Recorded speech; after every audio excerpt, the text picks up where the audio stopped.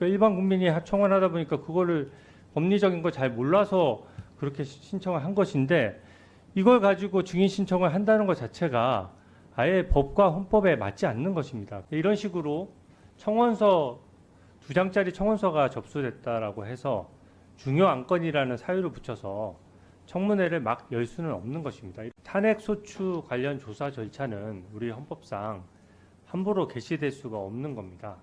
이런 식으로 청원서 2장짜리 청원서가 접수됐다라고 해서 중요 안건이라는 사유를 붙여서 청문회를 막 열 수는 없는 것입니다. 이렇게 탄핵 조사 절차가 함부로 개시될 수 있다고 한다 그러면 우리나라 국익은 물론이고 국민들께도 늘 민생을 다루지 않고 이런 식으로 계속해서 위법성이 명확하지 않은 사안에 대해서 일단 조사부터 해보자라고 한다 그러면 국정 운영이 제대로 될 수 없을 것이라고 생각합니다. 이렇게 청원서가 들어오면 사안만 중대하면 무조건 심사해야 한다고 한다면은, 예를 들어서 법인카드 유용 의혹으로 이재명 대표의 국회의원 제명 청원이 만약에 들어와서 요건을 넘겼다라고 칩시다. 그러면은 그것도 중요한 건이기 때문에 심사합니까? 그거는 야당 대표는 의전서열도 굉장히 높고 중요한 위치에 계신 분이고 국정위에서 중요한 내용입니다.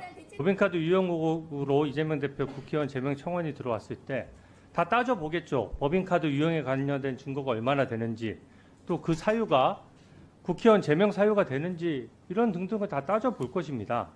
근데 이번 탄핵과 관련된 청원 관련해서는 그거를 하나도 따져보지 않은 상태에서 청문회부터 열겠다고 하는 겁니다.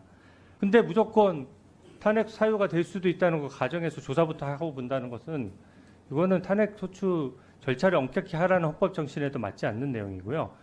더더군다나 지금 증인으로 신청된 사람들 보면은 여기 버젓이 도이치모터스 주가 조작 사건이라고 나와 있지 않습니까? 이게 대통령의 직무와 관련된 것만 탄핵 사유가 될 수 있는 거거든요. 그러니까 일반 국민이 청원하다 보니까 그거를 법리적인 걸 잘 몰라서 그렇게 신청을 한 것인데, 이걸 가지고 증인 신청을 한다는 것 자체가 아예 법과 헌법에 맞지 않는 것입니다. 그렇기 때문에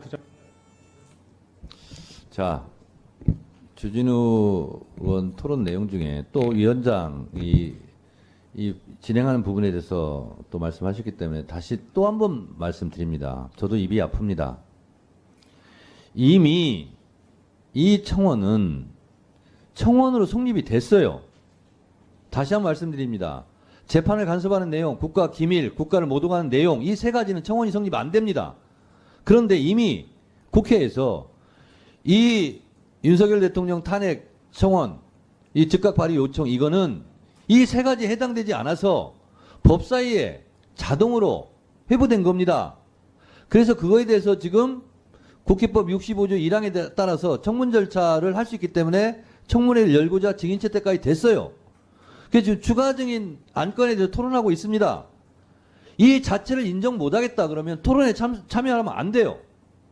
나는 원초적으로 이 청원은 청원이 아니다, 성립할 수 없다, 그래 나는 토론도 참여할 수 없다 라고 해서 퇴장하셔야 되는 거야. 앉아서 토론하면서 이거는 성립할 수 없습니다 자꾸 얘기하면 본인 말에 의해서 탄핵되는 거예요.